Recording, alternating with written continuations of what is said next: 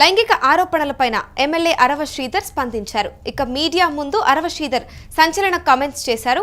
పవన్ కళ్యాణ్ ఏ నిర్ణయం తీసుకున్నా కూడా నేను సిద్ధం అంటూ కేసులను చట్టపరంగా న్యాయపరంగానే ఎదుర్కొంటాను అంటూ అరవ శ్రీధర్ తెలిపారు. 100 కేసులు పెట్టినా కూడా ఎదుర్కొనేందుకు సిద్ధంగా ఉన్నాను అని, ఇది మా ఇద్దరి వ్యక్తిగతమైన విషయం అంటూ అరవ శ్రీధర్ తెలిపారు. ఈ విషయాలను దయచేసి పార్టీకి రుద్దకండి అని, పార్టీ త్రిసభ్య కమిటీకి కూడా ఆధారాలను ఇచ్చాను అంటూ అరవ శ్రీధర్ తెలిపారు. అందరికీ నమస్కారం. ఏదైతే ఈరోజు మన జనసేన పార్టీ అధ్యక్షుల వారు ఏదైతే కమిటీ ఇచ్చారో ఆ కమిటీకి నాకేం జరిగిందో పూర్తి వివరణ ఇవ్వడం జరిగింది. అదేవిధంగా పార్టీ అధ్యక్షులు గౌరవ శ్రీ పవన్ కళ్యాణ్ గారు ఏదైతే రాష్ట్ర ఉప ముఖ్యమంత్రిగా ఉన్నారో ఆయన నిర్ణయం తీసుకుంటారో, ఆయన నిర్ణయం తీసుకున్న తర్వాత నేను మళ్ళీ మరొక మారి ప్రెస్ మీట్ పెట్టి ఇంకా పూర్తిగా క్లారిటీ ఇస్తా అని చెప్పి మీడియా మిత్రులందరికీ తెలియజేస్తాను. మరొకసారి ఇప్పుడు కావచ్చు, ముందు కావచ్చు, ఇప్పుడు కావచ్చు, ఇంకా ముందు కావచ్చు, లేకపోతే ఇంకా రాబోయే గంటలు కావచ్చు, రోజులు కావచ్చు, ఎన్ని కేసులైనా ఎదుర్కోవడానికి నేనున్నాను. నేను ఎదుర్కొంటా. వాళ్ళు 100 కేసులు పెట్టినా కూడా నేను వాళ్ళు క్లారిటీగా విత్ పిన్ టు పిన్ ఇప్పుడు ఏదైతే కమిటీకి ఇచ్చానో అదే విధంగా నేను మళ్ళా కోర్టుకు కావచ్చు, లేకపోతే ఇంకేదైనా కమిటీకి కావచ్చు, చట్టపరంగానే నిర్ణయాలు తీసుకోవాలని చెప్పి నేను ఈరోజు మీ మీడియా మిత్రులందరికీ తెలియజేస్తాను. నియోజకవర్గ ప్రజలకి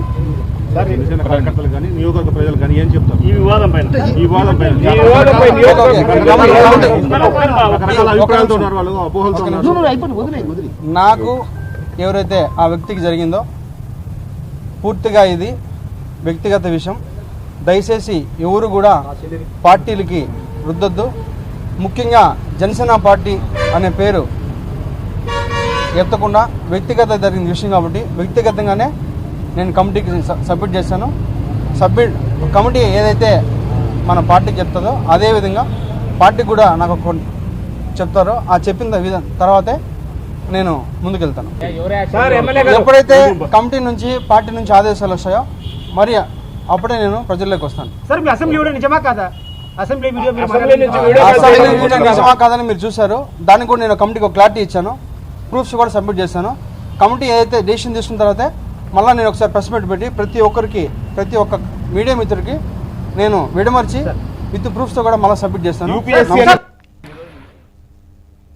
ఇదే అంశంపైన పూర్తి డీటెయిల్స్ మా ప్రతినిధి వెంకట్ అందిస్తారు. వెంకట్, చెప్పండి, లైంగిక ఆరోపణలపైన ఇటు జనసేన ఎమ్మెల్యే అరవ శ్రీధర్ స్పందించినట్టు తెలుస్తోంది. కంప్లీట్ డీటెయిల్స్ ఏంటి? చేస్తాములి ఈ వ్యవహారం ఏదైతే ఉందో గత వారం 10 రోజుల నుంచి కూడా 2 తెలుగు రాష్ట్రాల్లో సంచలనం అవుతుంది. ఇక దీనికి సంబంధించి అరవ శ్రీధర్ను నేడు జనసేన పార్టీ ఏర్పాటు చేసినటువంటి త్రిసభ్య కమిటీ ఏదైతే ఉందో వాళ్ళు విచారణ జరపడం జరిగింది. అసలు ఏం జరిగింది, ఏంటి, ఈ విషయానికి సంబంధించి ఎటువంటి పరిణామాలు, అంటే ఆ గతంలో ఏం జరిగింది, అలాగే అసలు ఆమె ఎందుకు బయటకు రావాల్సి వచ్చింది, అదేవిధంగా అసలు ఆమెపై లైంగిక దాడి జరిగిన మాట వాస్తవమేనా, అదేవిధంగా ఆమె ఏదైతే 5 సార్లు అబార్షన్ అయిందని చెప్పిందో అదంతా కూడా వాస్తవమేనా, మీరు ప్రజాప్రతినిధిగా ఉండి ఇటువంటి కార్యక్రమాలకు ఎందుకు దిగారు, ఆ వీడియోల సంగతి ఏంటి అనే అంశాన్ని కూడా కొంత అరవ శ్రీధర్ను జనసేన పార్టీ పలు ఆధారాలతో, అంటే వాళ్ళ వద్ద ఉన్నటువంటి కొన్ని ఆధారాలతో ప్రశ్నించినట్టుగా కూడా తెలుస్తుంది. అయితే వీటన్నిటికీ కూడా అరవ శ్రీధర్ అక్కడే సమాధానం చెప్పారు. కొన్ని ప్రశ్నలకు మాత్రం మౌనంగానే ఉండిపోయారు అనేది కూడా కొంత తెలిసింది. అయితే ఇక దీనికి సంబంధించి ఏదైతే విచారణ కమిటీకి హాజరైన తర్వాత గత కొన్ని రోజులుగా కూడా అరవ శ్రీధర్ అజ్ఞాతంలోనే ఉన్నారు. అయితే విచారణకు హాజరైన తర్వాత ఆయన మీడియా ముందుకు రావడం జరిగింది. మీడియా ముందుకు వచ్చేసి అంటే ఈ అంశంలో అంటే తన తప్పు ఉందని, ఆయన తప్పు లేదని ఎక్కడ కూడా చెప్పలేదు. అయితే ఇదంతా కూడా మా ఇద్దరు వ్యక్తిగత విషయం, అంటే వీళ్ళిద్దరికి ముందు నుంచి కూడా రిలేషన్షిప్ ఉంది అనే విషయాన్ని ఆయన కొంత చెప్పే ప్రయత్నం చేశారు. అయితే ఈ హర్ష వాణి అని వీణ అనే అమ్మాయి ఎవరైతే ఉన్నారో ఆ అమ్మాయి మాత్రం కంప్లీట్ గా అజ్ఞాతంలో ఉంది. మొన్నటి వరకు కూడా మీడియా ముందుకు వచ్చి ఆమె మాట్లాడే ప్రయత్నం చేసింది. అయితే ఇప్పుడు మాత్రం జనసేన విచారణ కమిటీకి మాత్రం ఆమె హాజరు కాలేదు. కానీ ఇక్కడ అరవ శ్రీధర్ మాత్రం ఇది మా ఇద్దరి మధ్య వ్యక్తిగత విషయం అని స్పష్టంగా చెప్పడం జరిగింది. అలాగే ఈ విషయాలను ఎక్కడ కూడా పార్టీకి రుద్దవద్దు, పార్టీకి దీనికి ఎటువంటి సంబంధం లేదంటూ కూడా అరవ శ్రీధర్ చెప్పడం జరిగింది. అలాగే అసెంబ్లీ వీడియో అంటున్నటువంటి వ్యవహారంపై కూడా కమిటీ ముందు ఆధారాలను సమర్పించడం జరిగింది. అంటే ఇది ఖచ్చితంగా ఫేక్ వీడియో, అంటే కొంతవరకు ఫేక్ వీడియో అనే చెప్పే ప్రయత్నం కూడా ఆయన కమిటీ ముందు చేయడం జరిగింది. ఆ తర్వాత జనసేన త్రిసభ్య కమిటీకి అడిగిన ప్రశ్నలన్నిటి కూడా ఆధారాలతో సమాధానం ఇవ్వడం జరిగింది. అంటే దీనికి సంబంధించి ఆయన బ్యాంక్ స్టేట్మెంట్లు, ఇద్దరి మధ్య గతంలో జరిగినటువంటి లావాదేవీలు కానీ, వాట్సాప్ చాటింగ్ కు సంబంధించి కానీ, అదేవిధంగా వాళ్ళిద్దరూ దిగినటువంటి ఫోటోలను కూడా త్రిసభ్య కమిటీ ముందు ఆయన చూపించడం కూడా జరిగినట్టుగా కూడా తెలుస్తుంది. ఇక ఈ అంశానికి సంబంధించి రేపు ఎవరైతే డిప్యూటీ సీఎం పవన్ కళ్యాణ్ ఉన్నారో ఆయనకు నివేదిక అందించనున్నటువంటి నేపథ్యంలో ముందు నాదెండ్ల మనోహర్ నివేదిక అందిస్తారు. నాదెండ్ల మనోహర్ నివేదిక తర్వాత పవన్ కళ్యాణ్ నివేదిక అందనుంది. ఇక నివేదిక అందిన తర్వాత పవన్ కళ్యాణ్ ఏదైతే నిర్ణయం తీసుకుంటారో ఆ నిర్ణయానికి మొత్తానికి కూడా తాను కట్టుబడి ఉంటాను. ఒకవేళ సస్పెండ్ చేసినా సరే తనకు ఎటువంటి ఇబ్బంది లేదు. ఎందుకంటే తనకు పార్టీ ముఖ్యం, అలాగే జనసేన పార్టీ కార్యకర్తల అభిష్టం ముఖ్యం, పవన్ కళ్యాణ్ గౌరవం కాపాడటం ముఖ్యం, ప్రభుత్వ గౌరవం కాపాడటం ముఖ్యం. కాబట్టి తను ఎటువంటి నిర్ణయం తీసుకున్నప్పటికీ కూడా తాను సిద్ధంగా ఉంటానని అయితే చెప్పడం జరిగింది. అయితే ఇక్కడ అరవశ్రీధరను అందిన తర్వాత, ఏదైతే ఇప్పుడు నివేదిక అందిన తర్వాత సస్పెండ్ చేసే అవకాశం అయితే కనపడుతున్నట్టుగా కూడా తెలుస్తుంది. అయితే దీనికి సంబంధించి ఆ అమ్మాయి ఎవరైతే ఉన్నారో ఆమెను కూడా విచారించిన తర్వాతనే దీనికి సంబంధించి త్రిసభ్య కమిటీ సిఫారసు చేసే అవకాశాలు అయితే ఉండొచ్చు. కానీ ఇక్కడ శ్రీధర్ దగ్గర ఉన్నటువంటి ఆధారాలను కూడా త్రిసభ్య కమిటీ ఒక సీల్డ్ కవర్ లో పొందుపరిచింది. దాన్ని పవన్ కళ్యాణ్ కు అలాగే నాదెండ్ల మనోహర్ కు ఇచ్చే అవకాశాలు అయితే కనపడతాయి. అంటే ఇప్పుడు ఏదైతే ఇక్కడ ఈ అంశానికి సంబంధించి దయచేసి పార్టీకి ఇందులో లాగొద్దండి, రుద్దొద్దండి అంటూ కూడా శ్రీధర్ అయితే వ్యాఖ్యలు చేశారో, అంటే పార్టీ అంతర్గతంగా ఒత్తిళ్ల వల్ల కూడా ఈ వ్యాఖ్యలు చేసే అవకాశం ఉందా?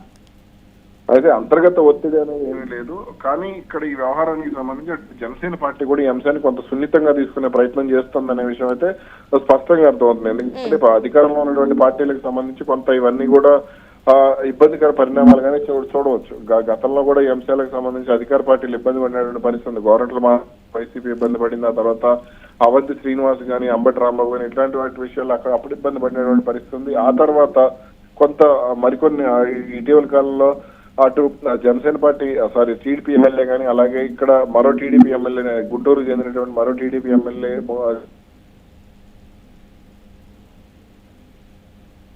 పవన్ కళ్యాణ్ కూడా కొంత జాగ్రత్తగా వ్యవహరిస్తున్నారు. ఎక్కడా కూడా పార్టీ నేతలు లైన్ దాటి ఈ విషయంలో మాట్లాడొద్దు అనే సూచనలు కూడా వెళ్తున్నాయి. Right, thank you Venkat. లైంగిక ఆరోపణలపైన ఇటు జనసేన ఎమ్మెల్యే శ్రీధర్ స్పందించారు. మీడియా ముందు శ్రీధర్ సంచలన కామెంట్స్ చేశారు. పవన్ కళ్యాణ్ ఏ నిర్ణయం తీసుకున్నా నేను సిద్ధంగా ఉన్నాను అంటూ, కేసులు చట్టపరంగా మరియు న్యాయపరంగానే ఎదుర్కొంటాను అంటూ శ్రీధర్ తెలిపారు. 100 కేసులు పెట్టినా ఎదుర్కొనేందుకు సిద్ధంగా ఉన్నాను అని, ఇది మా ఇద్దరి వ్యక్తిగతమైన విషయం అంటూ శ్రీధర్ తేల్చి చెప్పారు. ఇక ఈ విషయాలను దయచేసి పార్టీకి రుద్దకండి అంటూ పార్టీ త్రిసభ్య కమిటీకి కూడా ఆధారాలు ఇచ్చాను అని శ్రీధర్ తెలిపారు. ఇక ఈ లైంగిక ఆరోపణలకు సంబంధించి ఆల్రెడీ ఇందులో శ్రీధర్ అయితే ఇటు కేసు నమోదు చేయడం జరిగింది. ఇక దీనిపైన ఇటు ఏదైతే ఇప్పుడు బాధితురాలి ఆరోపణలను సపోర్ట్ చేస్తూ అడ్వకేట్ రజనీ కొన్ని కామెంట్స్ చేశారో దానిపైన కూడా ఇటు జనసేన చీఫ్ అయితే సీరియస్ అవ్వడం జరిగింది. ఇక రజనీ పైన కూడా చర్యలు తీసుకున్నారు అంటూ తెలుస్తోంది. ఇక దీనికి సంబంధించి ఎటువంటి డెసిషన్ తీసుకున్నా కూడా జనసేన పార్టీ నేను ఎదుర్కొనేందుకు సిద్ధంగా ఉన్నాను అంటూ శ్రీధర్ తెలిపారు. ఇక దీనికి సంబంధించి రేపు నివేదికను సమర్పించాక ఖచ్చితంగా కూడా అంటే ఇటు సస్పెండ్ చేసే అవకాశాలు ఎక్కువగా ఉన్నాయనే కనిపిస్తోంది.